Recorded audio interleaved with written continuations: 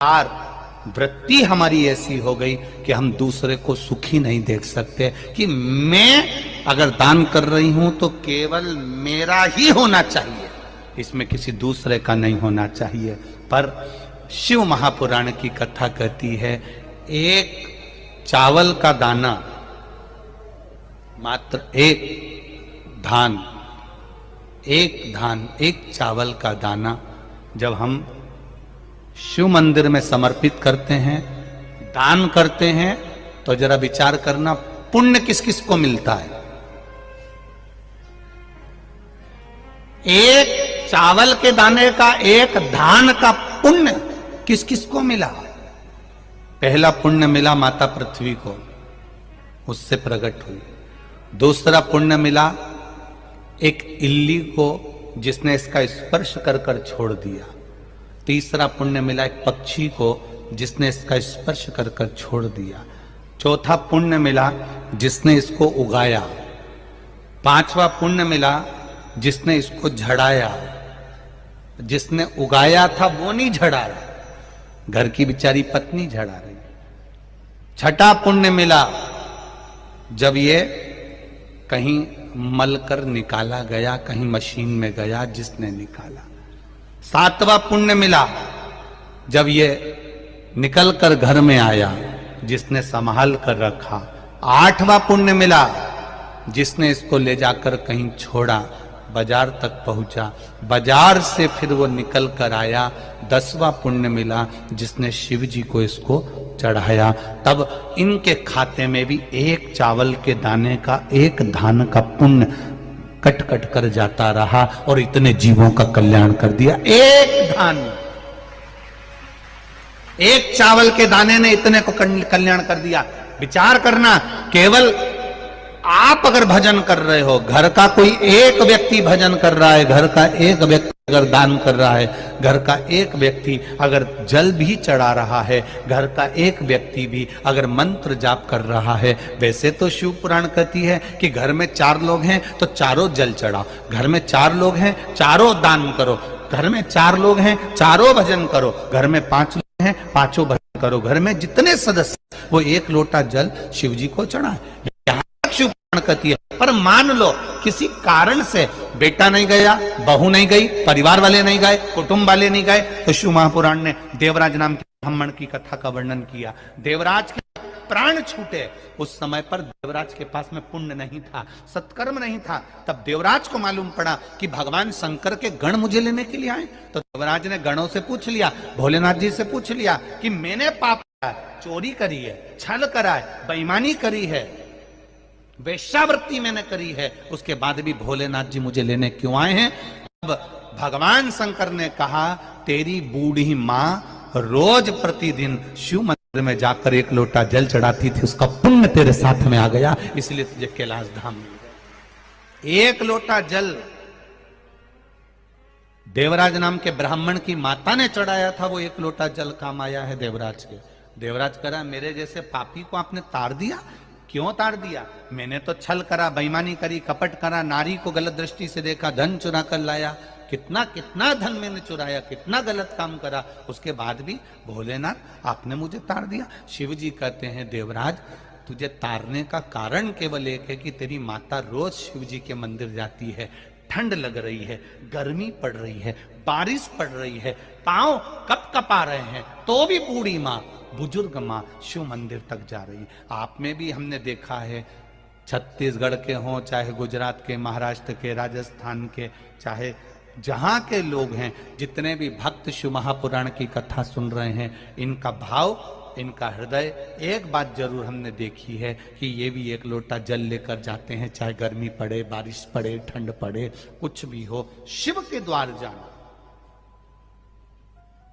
शंकर की चौखट पर जाना। 1 लोटा जल का कितना महत्व है?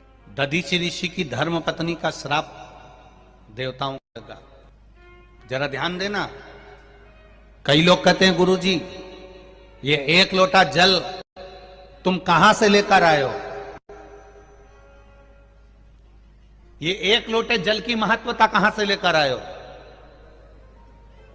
जो दुनिया के लोग शिव महापुराण पर उंगली उठाएं, शंकर जी के पूजन पाठ पर उंगली उठाएं, उनको ये कथा जरूर सुना देना कि एक लोटा जल कहां से आया।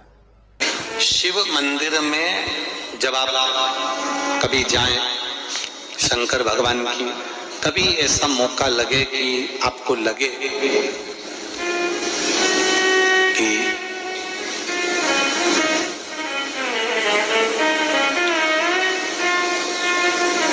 कहीं आपका यश कम हो रहा हो, आप जानते हो कि मुझको ये काम करवाना है और ये काम आगे हो ही नहीं रहा है, ये फाइल आगे बढ़ ही नहीं रही,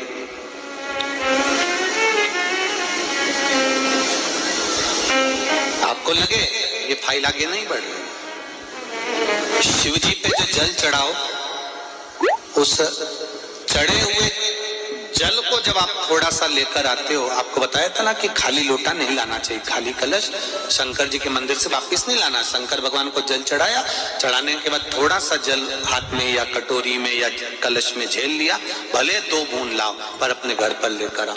उस 2 बूंद जल का भी स्पर्श कलश के अंदर हाथ की 3 उंगलियां लगाकर अगर त्रिशूल पर टच कर कर मात्र आपने उस कलश के अंदर लगा दिया और वो जल भी आपने अपने घर पर छोड़ दिया, छींट दिया या उसका आचमन मात्र हो गया, तो व्यक्ति का यश बढ़ना अपने आप प्रारंभ हो जाता है, उसकी यश की प्राप्ति उसको होने लगती है, उसको यश की वृद्धि होने लगती, उसको यश की प्राप्ति होने लगती। त्रिशूल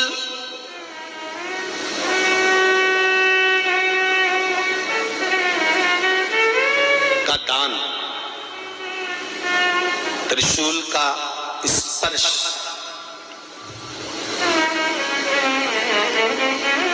एक बहुत अच्छी बात कहना चाहेंगे, आपके स्मरण में रहना चाहिए, बहुत सुंदर इसमें।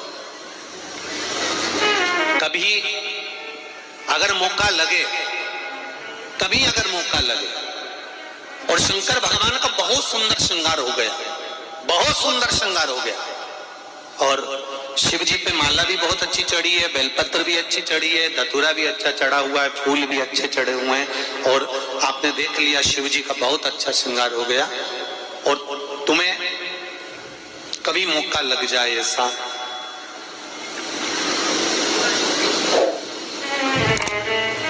और तुम्हारे पास में एक अच्छी सुंदर सी माला हो पुष्प की, तो आप पुजारी जी को या पंडित जी को कह दो, या पंडित जी मान नहीं हो, शिव जी का अच्छा श्रृंगार हो गया हो, तो वो माला केवल त्रिशूल की, जो त्रिशूल है उस त्रिशूल पर ही उस माला को अगर आपने केवल टांगी दिया तो भी आप उन्नति की सीढ़ी पर आगे बढ़ना प्रारंभ कर देते हैं। पर किस समय पर? जब भगवान का पूर्ण श्रृंगार हुआ, पूर्ण श्रृंगार शिव जी का हो गया और माला तुम्हारे हाथ में है और तुमने देखा भगवान का श्रृंगार हो गया, अब शिव जी पे अगर माला चढ़ाऊंगा और श्रृंगार गिर जाएगा तो उस माला को आप अपने यश प्राप्ति के लिए, अपने आनंद के लिए, अपनी उन्नति के लिए आप उसको त्रिशूल पर चढ़ा सकते हैं। हम कई बार एक बात बहुत अच्छे से आपको वर्णन किए हैं कि शिवालय में जो दीप लगाकर चले जाते हैं, दिया रखकर चले जाते हैं, वो दिया ठंडा हो जाता है, जब वो दिया समाप्त हो जाए, ठंडा हो जाए, बुझ जाए, ठंडा हो जाए, वो दिया पड़ा रहता है। दियों को उठाकर एक जगह पर ले जाकर एकत्रित कर कर बाहर जहां जगह होती हो, डलिया में, खोखे में, वहां रखो। उनको उठाकर एक जगह पर ले जाकर रख देने से जीवन में कभी विपदा की अगर घड़ी आती है, विपदा की घड़ी से मतलब होता है कोई बड़ा रोग आ गया, कोई एक्सीडेंट हो गया, उस एक्सीडेंट के समय पर एम्बुलेंस भी नहीं आई, कोई नहीं आया, आपने भगवान शंकर के सामने से रखे हुए दिए जो ठंडे हो चुके हैं, जले हुए नहीं, जो ठंडे हो गए, दीप में कुछ भी नहीं बचा, वो ठंडे हो गए, उनको उठाकर आपने अगर एक और ले जाकर भी रखा है, अगर कोई आपकी विपदा की घड़ी में खड़ा नहीं होता तो वो दीप जिनको आपने उठाकर एक और ले जाकर रखा है देवाधिदेव महादेव के मंदिर में, महादेव आपको उठाकर ले जाकर कहीं श्रेष्ठ जगह पर जरूर रखते हैं निश्चित।